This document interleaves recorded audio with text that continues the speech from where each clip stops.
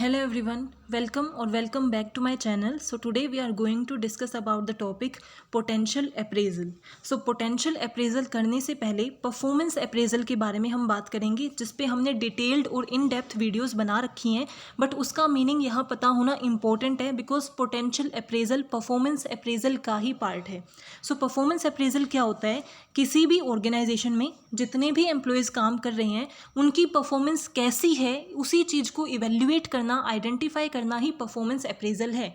Because अगर आप किसी ऑर्गेनाइजेशन में सेलेक्ट हुए हो तो ऑर्गेनाइजेशन की कोई ना कोई एक्सपेक्टेशंस होंगी कि आपको इस तरीके से ऐसा काम करना है.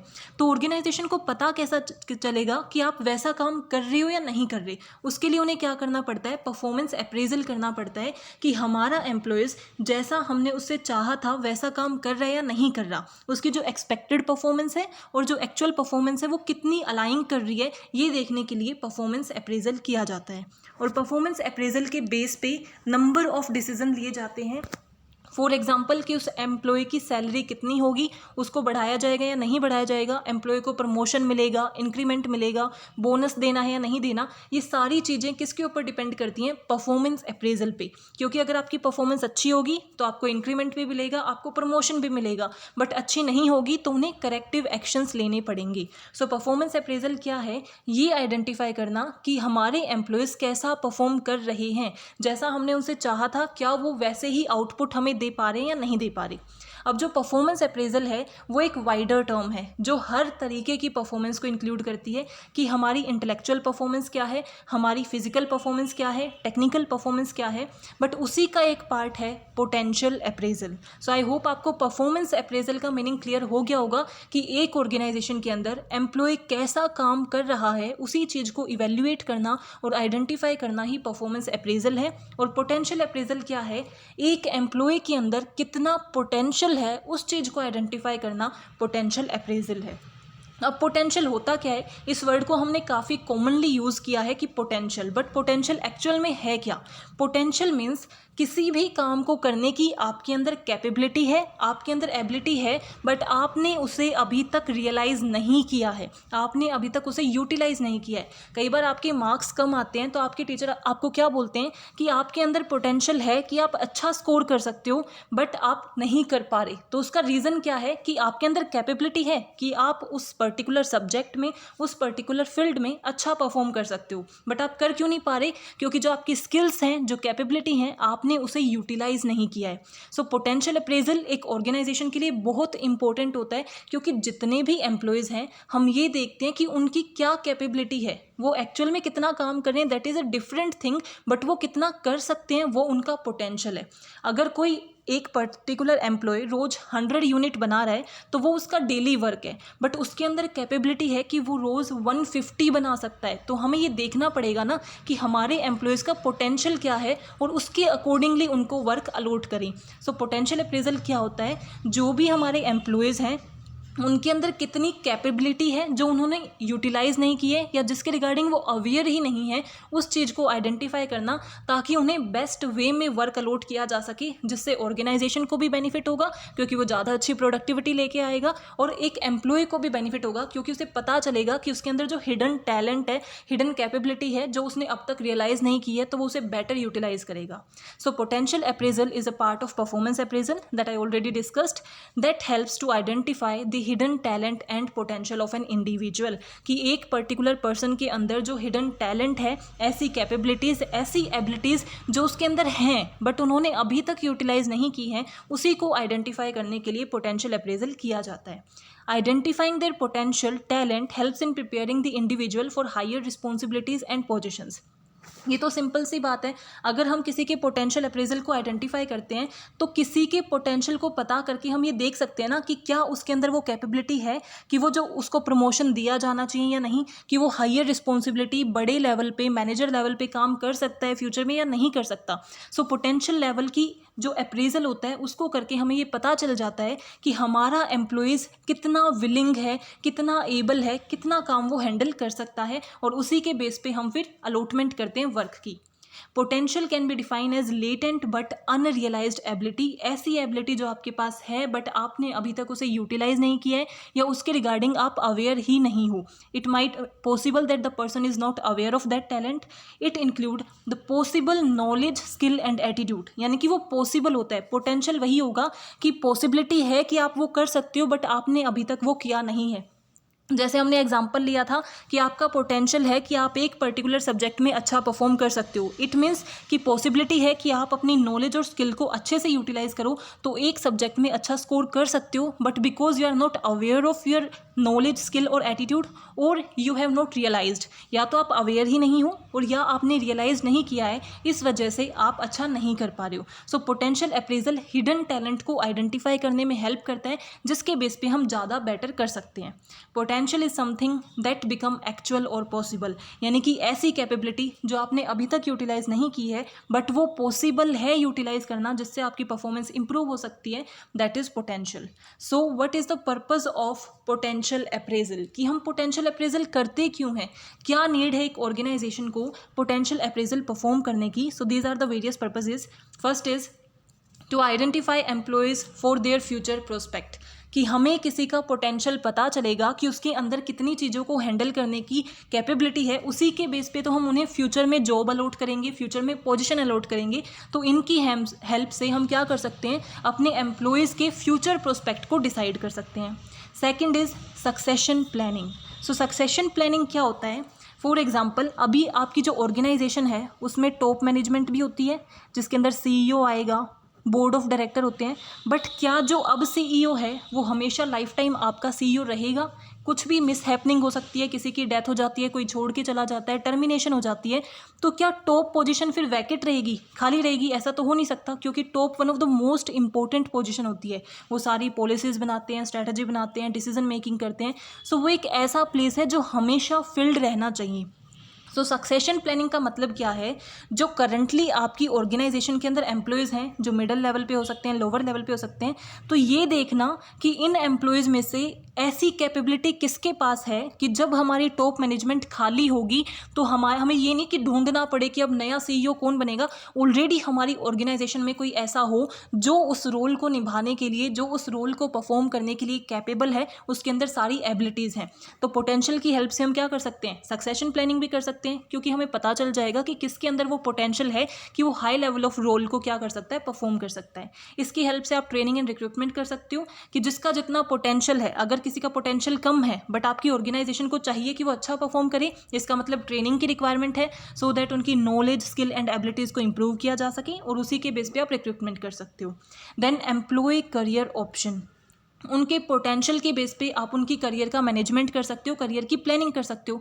जिसका जितना पोटेंशियल होगा उसका करियर उसी वे में आगे बढ़ेगा.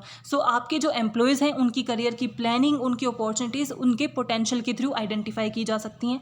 डेटरमाइन प्रमोशन, जिसके अंदर ज़्यादा पोटेंशियल है उसको ट्रेनिंग देके रियलाइज़ करा के उसका प्रमोशन किया जा सकता है, बिकॉज उसके अंदर वो कैपेबिलिटी है कि वो हायर लेवल ऑफ स्किल्स के थ्रू परफॉर्म कर सकता है. सो प्रमोशन हम पोटेंशियल अप्रेजल के थ्रू डेटरमाइन कर सकते हैं.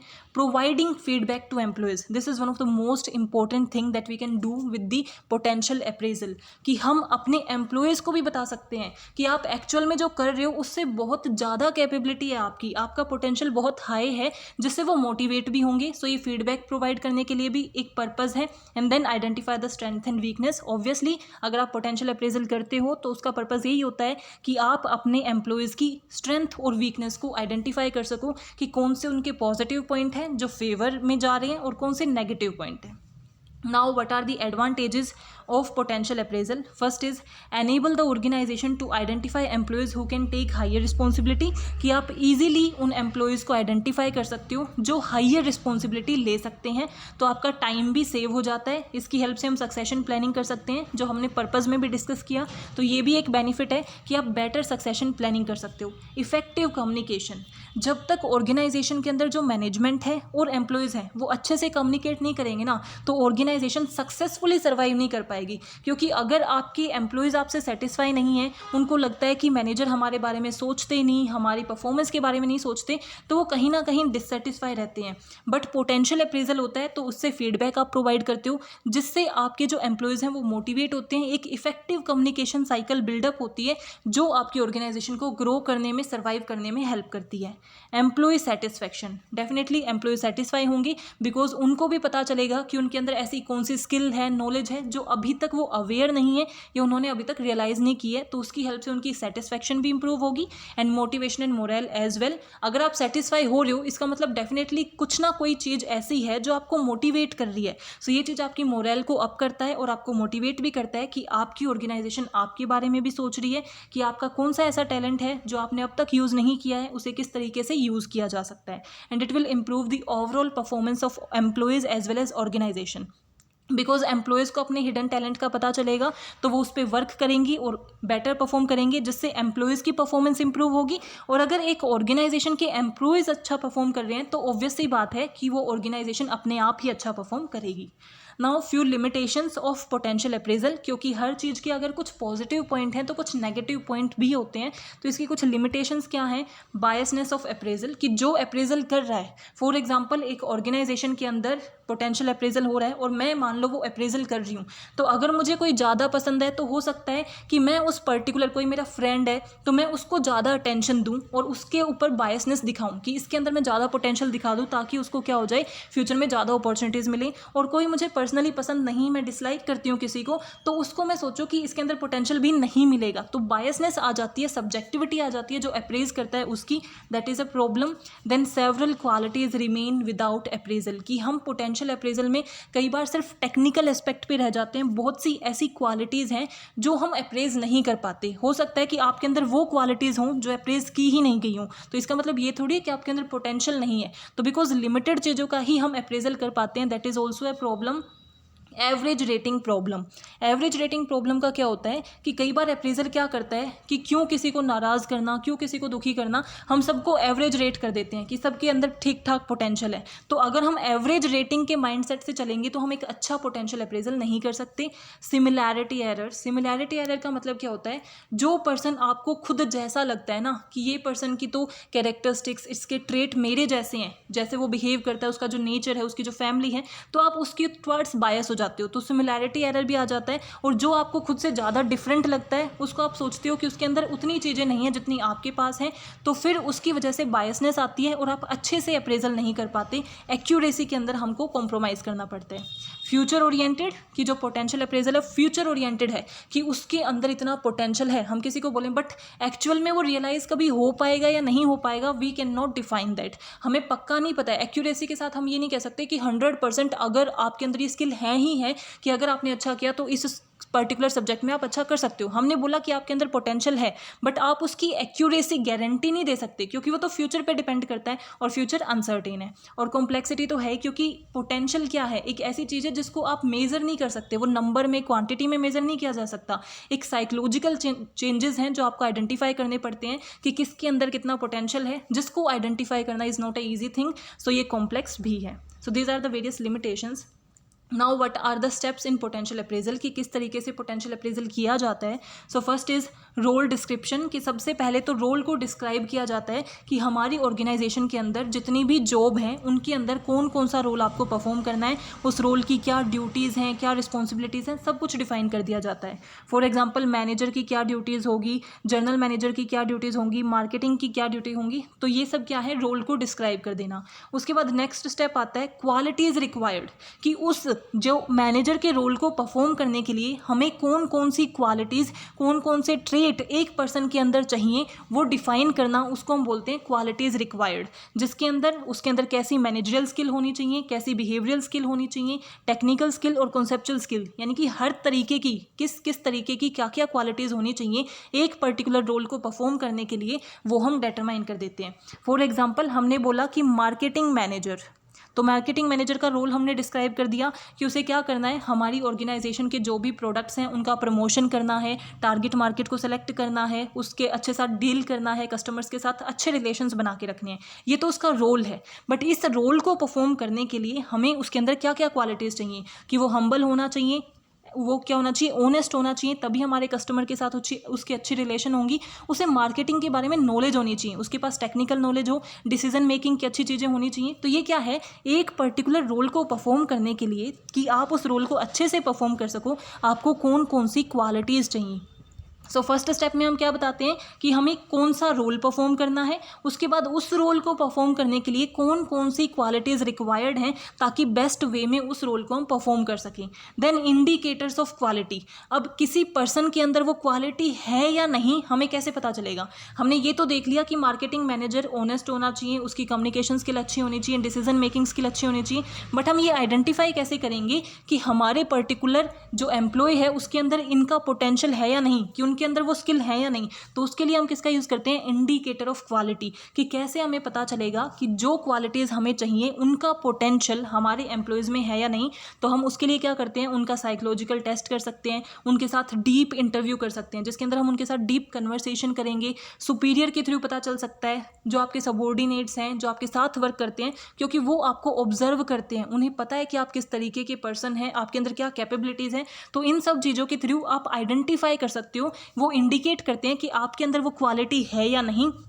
फाइनली आप ऑर्गेनाइज करते हो पोटेंशियल अप्रेजल का सिस्टम, जिसके अंदर इन इंडिकेटर्स को यूज़ करके एक पर्टिकुलर पर्सन के अंदर कितना पोटेंशियल है वो आइडेंटिफाई किया जाता है। और आइडेंटिफाई करने के बाद उन्हें फीडबैक प्रोवाइड किया जाता है कि आप एक्चुअल में क्या वर्क कर रहे हो और आपके अंदर कितना पोटेंशियल है, ताकि वो करेक्टिव एक्शन ले सके, ज़्यादा बेटर तरीके से वर्क कर सके। So this is the step. So first is role description, कि उस रोल के अंदर हमें क्या क्या परफॉर्म करना है, उसके लिए हमें कौन कौन सी क्वालिटीज़ चाहिए, वो क्वालिटीज़ हैं या नहीं, उसके क्या इंडिकेटर्स हैं, उसके बेस पे फाइनली परफॉर्मेंस अप्रेजल या पोटेंशियल अप्रेजल करना एंड देन फीडबैक प्रोवाइड करना।